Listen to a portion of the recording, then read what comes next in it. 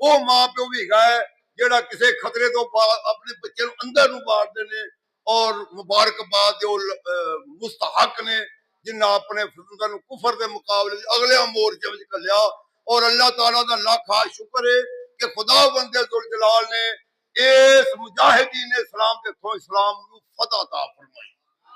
बस मेरा थोड़ा जहा टाइम है कुरान पाक की आयत और एक हदीस पढ़ी है और उन्होंने तर्जमा ही अर्ज करके अपनी गुफ्तगू समेट देना। खुदा बंदे दुल जलाल ने कुरान पाक के अंदर इरशाद फरमाया कि इन्नल्लाह युहिब्बुल्लज़ीना युकातिलूना फी सबीलिही कि अल्लाह ताला नू उन्हां लोकां नाल मुहब्बत है जेड़े रब दी रज़ा वास्ते रब दे राह दे अंदर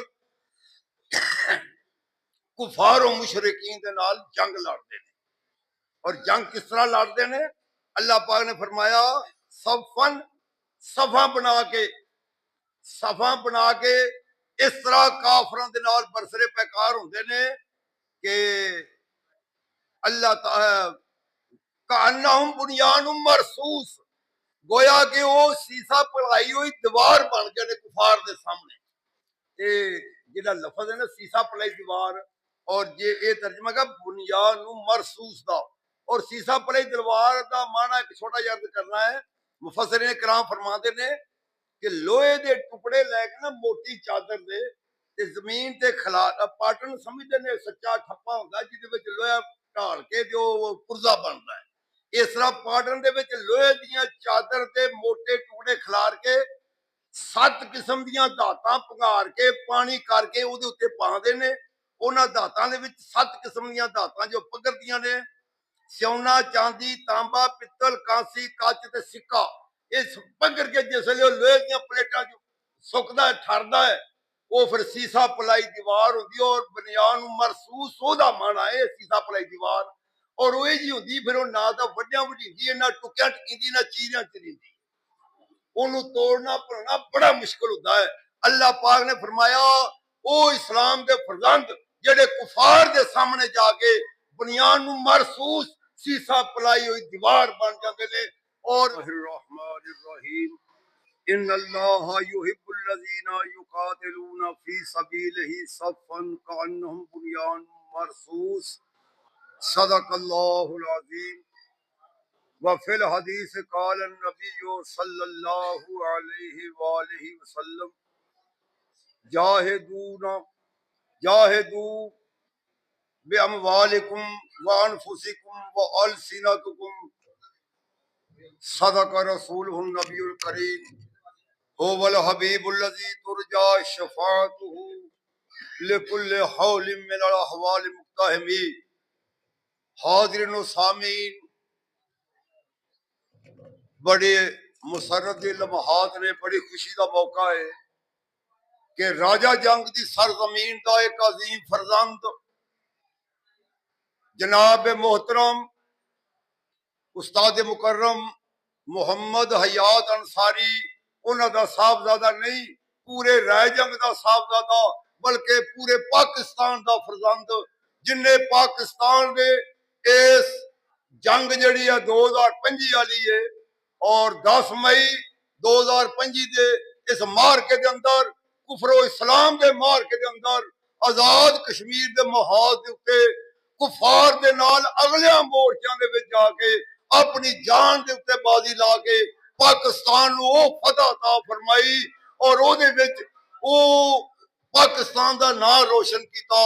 और काबिल मुबारक ने वो हस्तियां जिन्होंने जिस मां ने जिस बाप ने इस फरजंद की तरबियत की और तालीम दे के माहौल के उत्ते घलिया वो मां प्यो भी है जेड़ा किसी खतरे तो अपने बच्चे अंदर बाढ़ते हैं। और मुबारकबाद जो मुस्तहक ने जिन्हें अपने कुफर के मुकाबले अगले मोर्चे में घलिया। और अल्लाह ताला का लाख शुक्र है कि खुदा बंदे जुल जलाल ने इस मुजाहिदीन इस्लाम के थो इस्लाम फतह अता फरमाई। बस मेरा थोड़ा जहा टाइम है कुरान पाक की आयत और एक हदीस पढ़ी है और उन्होंने तर्जमा ही अर्ज करके अपनी गुफ्तगू समेट देना। खुदा बंदे दुल जलाल ने कुरान पाक के अंदर इरशाद फरमाया कि इन्नल्लाह युहिब्बुल्लज़ीना युकातिलूना फी सबीलिही कि अल्लाह ताला नू उन्हां लोकां नाल मुहब्बत है जेड़े रब दी रज़ा वास्ते रब दे राह दे अंदर कुफार और मुशरिकीन दे नाल जंग लड़दे ने। और जंग किस तरह लड़दे ने? अल्लाह पाक ने फरमाया सफन सफा बना के इस तरह काफरां दे नाल बरसरे पैकार हुंदे ने कि अल्लाह कान्नाहुम बुनियानुम मरसूस, गोया कि वो सीसा पलाई हुई दीवार बन गए ने कुफार दे सामने। जेड़ा लफज है ना सीसा पलाई दीवार, और ये तर्जमा का बुनियानुम मरसूस दा, और सीसा पलाई दीवार का माना एक छोटा जिहा अर्ज करना है। मुफस्सिरीन किराम फरमाते ने कि लोहे दे टुकड़े लैके ना मोटी चादर दे ते जमीन ते खिलार पाटन समझते ने सच्चा ठप्पा होंदा जिहदे विच लोहा ढाल के जो पुर्जा बनदा है। इस तरह पाटन दे विच लोहे दियां चादर ते मोटे टुकड़े खिलार के 7 किस्म दियां धातां पंगार के पानी करके उहदे उत्ते पाਉਂਦੇ ने। उन्हां धातां दे विच 7 किस्म दियां धातां जो पगरदियां ने, सोना चांदी तांबा पित्तल कांसी कच ते सिक्का। इस पगर के जिसले लोहे दियां प्लेटां सुकदा ठरदा है वो फिर सीसा पलाई दीवार होंदी और बुनियान मरसूस ओदा माना है सीसा पलाई दीवार। और वो जी होंदी फिर ना तो वड्डियां वडींदी ना टुकियां टकींदी ना चीरियां चरींदी, ओनू तोड़ना भरना बड़ा मुश्किल होता है। अल्लाह पाक ने फरमाया ओ इस्लाम दे फरजंद जेड़े कुफार दे सामने जाके बुनियान मरसूस सीसा पलाई हुई दीवार बन जाते ने। और वेखो ये तो सी और वेखो ये तो सी दा खुलासा तो हो गया। हुण थोड़ा जिहा हदीस पाक दा खुलासा ही अर्ज करना है। हुजूर नबी करीम सल्लल्लाहु अलैहि वसल्लम ने फरमाया अबू दाऊद शरीफ के अंदर 2504 नंबर पे हदीस है और नसाई शरीफ अंदर 3096 नंबर पे हदीस है। और नबी पाक अलैहिस्सलाम ने फरमाया अनस बिन मालिक रजी अल्लाह तआला रवायत करते हैं कि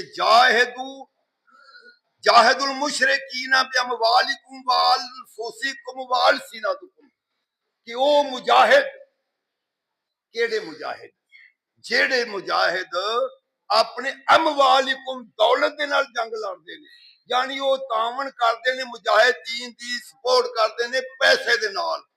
और दूसरे ओने वान फुसिकुम जेड़े बनफसे नफीस अगले मोर्चें जाके लड़ते ने। तीसरा दर्जा फरमाया नबी पाक ने व अलसिनतुकुम जेड़े अपनी जबान नाल जंग लड़ते ने। ए साडा जबान नाल ही लड़ना है, असीं इन्हां दी तारीफ कर रहे हैं और मुजाहिदीन इस्लाम की तारीफ कर रहे हैं। तराना यही होंदा जोश जज्बा दिलाने वाली गल और उन्हां दी हौसला अफजाई करनी, अपनी जबान नालों उन्हां नूं तारीफ करनी। ए भी नबी पाक दा हुक्म है कि मुजाहिदीन इस्लाम की बुराई पुख्तोई ना करो। जिस तरह हजरत सलाहुद्दीन अय्यूबी फरमाते ने ऐन दौराने जंग जेड़ी अवाम मुजाहिदीन इस्लाम या फौजियां दे बारे बुरा बोलते ने वो गद्दार ने। उस गद्दारी के लेवल तो बचने वास्ते मुजाहिदीन इस्लाम की तारीफ करनी चाहिए और अपनी जबान नालों उन्हां दी हौसला अफजाई करनी चाहिए। वैसे गुफ्तगू समेटन वाले में आ रहे हैं, जो लिखे खप दिता है बहुत मजमून सी गल करनी सी कि असीं अलहमदुलिल्लाह 65 की जंग के कुछ मंत्र सानू याद ने, मैनू याद ने 65 की जंग का दौरानिया सानू याद है। 71 की जंग च खैरी मेरी आपकी उम्र के विच सारा मंजर वेख्या ते हुण जदों ये हालात खराब होए ना ते मेरी जाती सोच इधर जाती सी कि मफाद परस्त मुल्क नूं खिच्चण वाले सारे अफसर ने, ना कोई सदर मुखलस है ना कोई वजीर आजम मुखलस है। और फौज के अफसरां नूं भी यही लोग आंदे ने ये भी माल खिचू दे भी सारे करप्शन विच मुलवस ने। ये हालात भी बिगड़ जान ते की बनेगा? कित्थों जनरल मूसा वर्गे आउणगे ते कित्थों फील्ड मार्शल अयूब खां वर्गे आउणगे? ये की बनेगा? पर आसम मनीर अल्लाह पाक उनकी हिम्मत ओदी जुर्रत और ओदी बहादुरी नूं सलाम है। और अल्लाह पाक ने ऐसी हिकमत अमली अता की। लोग काले सी कि उन्हें भावलपुर दे विच बंब मारता, मुजफ्फराबाद च मारता, मरीज के मारता, एक कन्ना च रूह लैके सुता पिया, इन्हू पता ही नहीं जंग दा, डर गया वड़ गया, ये वो बड़ी बकवास हाल सुनते रहे। मगरों पता लगा कोई खास पार्टी है जेड़ी फौज के वैसे ही खिलाफ है और उन्होंने वो जहर उगले। बिल आखिर जिस वेले उनका नाम सुनिया ना कि बुनियान मरसूस होने से हमले का नाम रखे उस मुकाबले से ਤੇ ਥੋੜੀ ਜਿਹੀ ਉਮੀਦ ਜਾਗੀ ਵੀ ਸ਼ਾਇਦ ਜਿਹੜਾ ਐਡਾ ਡੂੰਘਾ ਨਾਂ ਕੱਢ ਕੇ ਸੂਰਤ ਸਾਹਿਬ ਟਾਈਆਂ ਸਪਾਰੇ ਚੌਥੀ ਆਇਤ ਵਿੱਚੋਂ ਜਿਹਨੇ ਨਾਂ ਦਿੱਤਾ ਹੈ ਨਾ ਹਮਲੇ ਦਾ, ਹੋ ਸਕਦਾ ਹੈ। ਪਰ ਗੱਲ ਫਿਰ ਉਹ ਜਿਸ ਵੇਲੇ ਉਹ ਜਵਾਨ ਮੈਦਾਨ ਚ ਆਇਆ ਹੈ ਤੇ ਪੂਰੀ ਅੱਛਾ 65 ਦੀ ਜੰਗ ਦਾ ਸਾਨੂੰ ਯਾਦ ਹੈ ਨਾ, ਤਰਾਨੇ ਵੀ ਯਾਦ ਹੈ, ਰੈਡੀਓ ਚ ਲੱਗਦੇ ਸਾਡੇ 42 ਸ਼ੇਰਾਂ 540 ਮਾਰੇ ਨੇ, ਝੂਠ ਬੋਲਣੀ ਝੂਠੀ ਆਕਾਸ਼ਬਾਣੀ, ਉਹ ਤਰਾਨੇ ਸੀ ਫੌਜ ਦੇ ਜੋਸ਼ ਤੇ ਜਜ਼ਬਾ ਵਧਾਉਣ ਵਾਸਤੇ।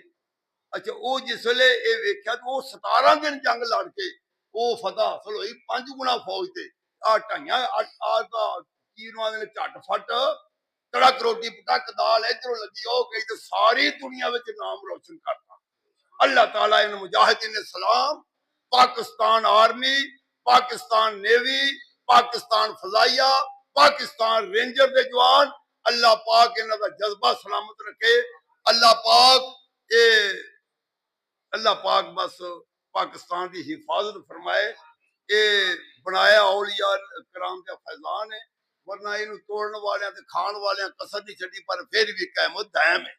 अल्लाह ताला पाकिस्तान की खैर फरमाए और आर्मी और सारी साड़ियां फौजां अल्लाह पाक जो जज्बा अता फरमाए। आमीन वमा अलैना इल्लल बलाग। जिंदाबाद।